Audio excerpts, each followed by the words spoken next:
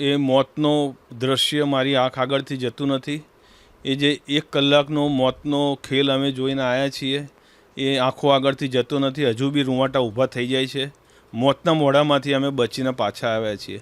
લગભગ તો અમારી બસ આખી સળગાઈ દેવાની કન્ડિશનમાં જ હતી. એ ફૂટેજ બી છે મારી પાસે. એ બચીને અમે જીવ બચાવીને ભાગ્યા બસમાંથી ઉતરીને, તો સામે ફરી પાછા 40-50 હજાર ટોળાનો શિકાર બની ગયા. પોલીસ અને પબ્લિકની ફાઇટમાં અમારે પબ્લિક પાછળ જતી રહી. અમને ટોળાનો આવો અનુભવ નહીં કોઈ દિવસ. તો ટીયર ગેસ અમારી ઉપર પડ્યા. અમે બધા મૂર્છિત થઈને 5 મેમ્બર રોડ ઉપર પડી ગયા. ટીયર ગેસ અમારા શરીરમાં જતો રહ્યો. ગોળીબાર ચાલુ હતા. એક ટોળાના માણસે પાણીની બોટલ ફેંકી, તો એ પાણીની બોટલના હિસાબે અમે થોડા ભાનમાં આવ્યા. જેમ તેમ કરીને અમે એરપોર્ટ ઉપર પહોંચ્યા. જેમ તેમ કરીને તો એરપોર્ટ ઉપર આખું હાઈજેક કરી લીધું હતું.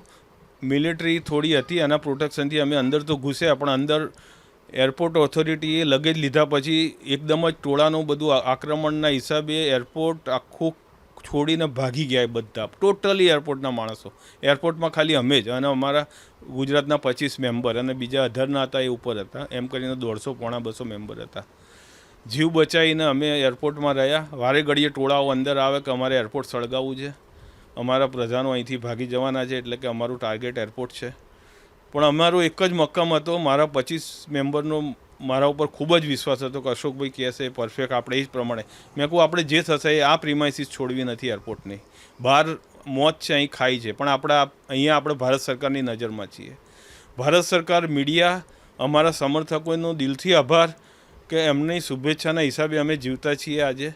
ભારત સરકાર હરકતમાં આવ્યું, મીડિયાએ આટલો સપોર્ટ કર્યો. 24 કલાક પછી અમને એમ્બેસી અમારી સપોર્ટમાં આવ્યું. એમ્બેસીએ અમને માટે ખાવાનું લાવી, પાણી લાવી, બધું ત્યાં વ્યવસ્થા કરી આપી કે તમારે 7 સ્ટારમાં રહેવું હોય, 5 સ્ટારમાં રહેવું હોય, તમારે જે સુવિધા જોઈતી હોય આપીએ. આર્મી કમાન્ડો સાથે તમને હોટલમાં લઈ જઈએ.